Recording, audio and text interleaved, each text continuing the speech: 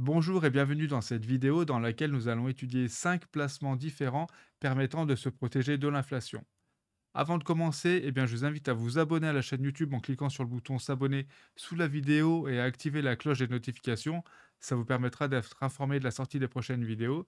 Et également, en cliquant sur le premier lien en description de cette vidéo, vous recevrez gratuitement le nom de la dernière action que j'ai ajoutée à mon portefeuille. Et je vous expliquerai également la stratégie que j'utilise pour sélectionner les actions dans lesquelles j'investis. Donc le premier type de placement que nous allons étudier pour se protéger de l'inflation est l'or. L'or est considéré comme une valeur refuge puisque en cas d'inflation, la valeur des monnaies va diminuer, donc c'est ça l'inflation. Mais d'un autre côté, la quantité d'or qui est un matériau physique est, elle, relativement stable. Donc il faudra alors à ce moment-là plus de monnaie pour acheter une quantité d'or donnée, par exemple un lingot ou autre. Et donc ce phénomène-là va faire que mécaniquement, le prix de l'or va augmenter. Par contre, ça c'est la théorie, mais il y a la théorie et la pratique. Et dans la pratique, le prix d'un actif financier ne varie pas en fonction d'un seul paramètre. Malheureusement, ce serait trop facile sinon. Il varie en fonction d'une multitude de paramètres. Et donc l'or varie également en fonction des politiques des banques centrales et également des marchés boursiers. Quand je parle des marchés boursiers, je parle des marchés actions. Ensuite, un autre type de placement qui permet de se protéger contre l'inflation est l'immobilier locatif, puisque c'est pareil, la pierre est considérée comme une valeur refuge. Alors, les propriétaires peuvent revaloriser leur loyer chaque année en fonction de l'indice de référence des loyers.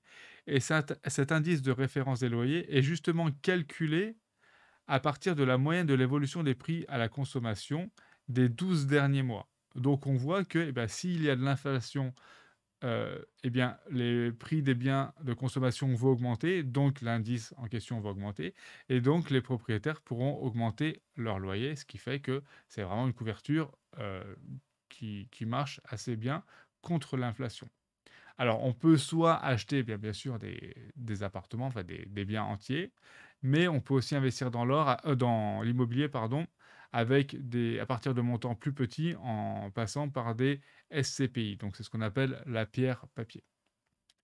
Ensuite, pour se protéger contre l'inflation, vous avez aussi la possibilité d'acheter des actions, donc en bourse, de sociétés qui sont capables d'augmenter leur prix. Puisqu'en cas d'inflation, eh bien, les, les coûts des sociétés donc vont augmenter puisque leurs fournisseurs vont augmenter leurs prix. Donc, et pareil, les énergies vont augmenter. Donc, par exemple, la facture d'électricité ou de gaz des sociétés va augmenter. Donc, dans ce cas-là, en cas d'inflation, les sociétés ont deux choix. Soit elles peuvent augmenter leur prix de vente, donc au risque de perdre des clients, par contre, ou alors ne pas répercuter l'inflation et donc rogner sur leur marge. Par contre, si vous investissez dans une société qui a une marque très forte ou qui a un avantage concurrentiel ou qui est vraiment leader de très loin sur son marché, cette société-là, elle pourra plus facilement imposer une hausse des prix à ses clients sans perdre beaucoup de clients. Donc voilà, ce genre de société permet également de se couvrir contre l'inflation. Vous pouvez également investir dans les valeurs bancaires, donc acheter des actions de sociétés bancaires. Pourquoi?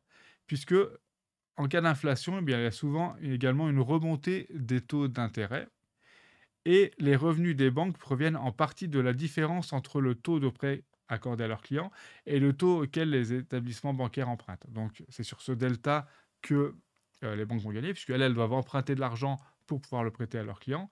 Mais plus les taux d'intérêt sont élevés et plus les écarts entre ces deux taux-là, donc le taux auquel les banques empruntent et le taux auquel les banques prêtent, va être plus la différence entre ces deux taux-là va être élevée et plus donc les profits des banques vont être élevés. Donc, vous pouvez soit investir directement dans des actions de banque, donc choisir des valeurs bancaires, ou si vous voulez juste investir là-dedans dans le secteur bancaire pour vous couvrir de l'inflation sans avoir une conviction précise sur une banque, c'est-à-dire sans, par exemple, faire d'analyse fondamentale ou analyse technique, la solution la plus simple est d'investir dans un ETF qui va être investi, lui, sur plusieurs sociétés bancaires. Vous avez, par exemple, pour les Européens, donc vous avez l'IXOR SP500 Banks UCITS, donc qui sera tout à fait disponible pour les clients européens et la plupart d'entre vous êtes européens. Et enfin, vous pouvez investir dans des obligations indexées sur l'inflation. En cas de hausse des prix, eh bien, les rendements de ces obligations vont augmenter puisque l'inflation va entrer en compte dans la valorisation de ces obligations. Mais c'est pareil, c'est comme l'or, ce qu'on a vu au début de cette vidéo, eh bien, le prix des obligations ne varie pas uniquement en fonction de l'inflation, il varie également, entre autres, en fonction de l'offre et la demande, de la politique des banques centrales. Donc, l'inflation aura un impact direct sur ces obligations, mais les obligations vont pouvoir varier également en fonction d'autres paramètres. Alors, quand on investit dans des obligations, surtout des obligations d'État de pays euh, très sûrs, comme les États-Unis par exemple, le risque de perte en capital est très faible à condition que vous conserviez l'obligation jusqu'à son terme.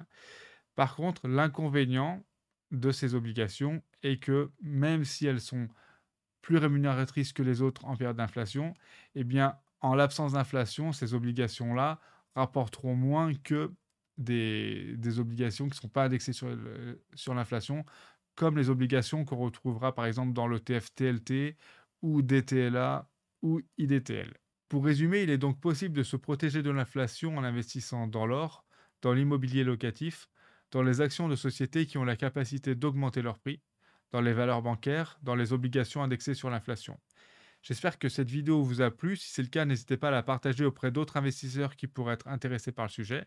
Si vous avez des remarques complémentaires ou si vous utilisez d'autres moyens pour vous protéger de l'inflation, n'hésitez pas à les indiquer en commentaire sous la vidéo. Et moi, je vous dis à bientôt pour une prochaine vidéo.